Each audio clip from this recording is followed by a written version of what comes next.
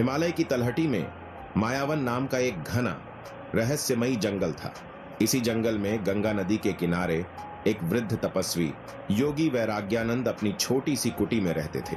वर्षों से उन्होंने बाहरी दुनिया का त्याग कर यहीं अपना जीवन साधना में समर्पित कर दिया था। एक रात पहाड़ों पर भयंकर तूफान आया। बादल ऐसे गरज रहे थे मानो देवता क्रोधित हो। बर्फीली हवाएं साए साए कर रही थी। योगी वैराग्यानंद अपनी कुटी में ध्यानमग्न बैठे थे। तभी किसी ने दरवाजे पर दस्तक दी। योगी जी ने सोचा, इस प्रलयंकारी तूफान में कौन इस निर्जन स्थान पर आया होगा। उन्होंने दरवाजा खोला तो सामने एक युवती खड़ी थी।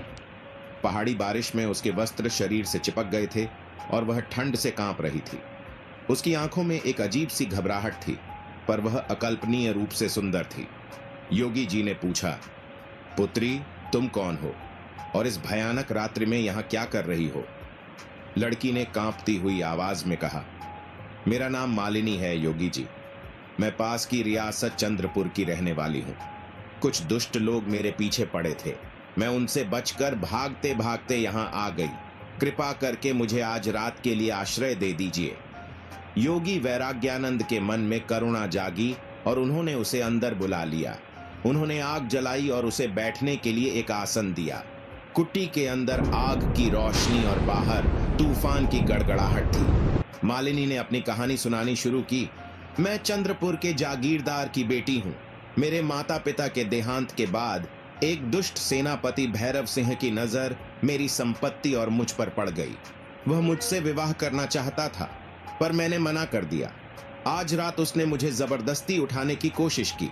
योगी जी चुपचाप उसकी बातें सुनते रहे। उन्हें महसूस हो रहा था कि इस लड़की की आंखों का डर सिर्फ डाकुओं का नहीं, बल्कि कुछ और गहरा है। कुछ देर बाद मालिनी बोली, योगी जी, मुझे बहुत भय लग रहा है। क्या मैं आज रात यहीं रुक सकती हूँ? तपस्वी ने शांत भाव से कहा, हाँ पुत्री, तुम यहाँ सुरक्षित हो। मालिनी आसन पर लेट गई, पर योगी वैराग्यानंद के मन की शांति भंग हो चुकी थी। वर्षों से दबा हुआ संयम आज एक परीक्षा से गुजर रहा था। उस युवती का रूप उनके मन में हलचल पैदा कर रहा था। उन्होंने अपनी आंखें बंद कर लीं और प्रभु का नाम जपने लगे, पर ध्यान केंद्रित नहीं कर पा रहे थे। तभी उन्हें मालिनी के सिसकने की आवाज आई। वह उठकर उसके पास गए और पूछा, क्या हुआ पुत्री, तुम क्यों रो रही हो? मालिनी ने कांपते हुए उत्तर दिया, क्योंकि मैं वो नहीं हूं जो दिख रही हूं। मैं एक अच्छी स्त्री नहीं हूं। मैं एक प्यासी आत्मा हूं, एक श्रापित रूह। यह कहकर उसने जो बताया, उसे सुनकर योगी जी के पैरों तले जमीन खिसक गई।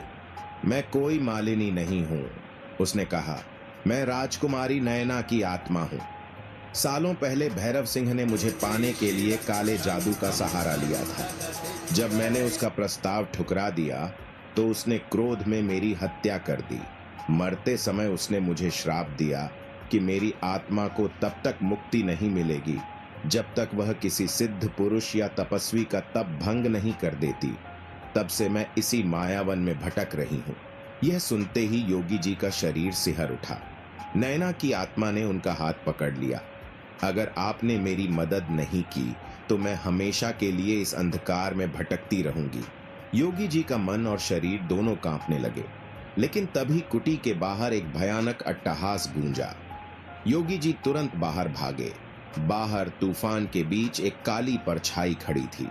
मैं ही भैरव सिंह की प्रेत छाया हूं। वह परछाई बोली, और मैंने ही इसे तुम्हारे पास भेजा है। तुम भी एक पुरुष हो। तुम इसकी सुंदरता से बच नहीं सकते वैराग्यानंद। आज तुम्हारा तप भंग होकर रहेगा। योगी वैराग्यानंद ने एक गहरी सांस ली और शांति से जवाब दिया, तेरा अंधकार मुझ पर प्रभाव नहीं डालेगा। मैंने वासना को नहीं, वैराग्य को चुना है। यह सुनकर नयना की आत्मा शर्म से झुक गई। परछाई फिर गरजी, तुम इंसान हो, तुम नहीं बच सकते। योगी जी ने आंखें बंद की और फिर नयना की ओर मुड़कर करुणा से कहा, पुत्री नयना, मुक्ति किसी और को गिराकर नहीं बल्कि स्वयं उठकर मिलती है। यह लड़ाई तुम्हारी है। अपने अंदर की शक्ति को पहचानो और इस अंधकार से लड़ो। योगी जी के शब्दों ने नयना की आत्मा में एक नई चेतना जगा दी। वह अब डरी हुई नहीं थी। उसने उस प्रेत छाया की ओर देखा और कहा, हाँ, ये मेरी लड़ाई है और मैं इसे खुद लड़ूंगी। उसने अपनी आंखें बंद की और अपनी पूरी आत्मिक शक्ति को एकत्र किया। जैसे ही उसने हाथ उठाकर उस परछाई को छुआ, एक तेज रोशनी फैली और भैरव सिंह की प्रेत छाया चीखते हुए उसी रोशनी में विलीन हो गई। जंगल में पूर्ण शांति छा गई। तूफान थम चुका था। नयना की आत्मा ने योगी वैराग्यानंद को प्रणाम किया। आपने मुझे सही मार्ग दिखाया। हे तपस्वी, आपने मुझे मेरे अपने अस्तित्व की शक्ति से मिलाया। योगी जी ने मुस्कुराकर कहा, अब तुम मुक्त हो, जाओ और परम शांति में विलीन हो जाओ। नयना की आत्मा ने सिर झुकाया और एक सफेद प्रकाश पुंज में बदलकर आकाश में विलीन हो गई। अब वह मुक्त थी, अंधकार से प्रकाश की ओर बढ़ चुकी थी।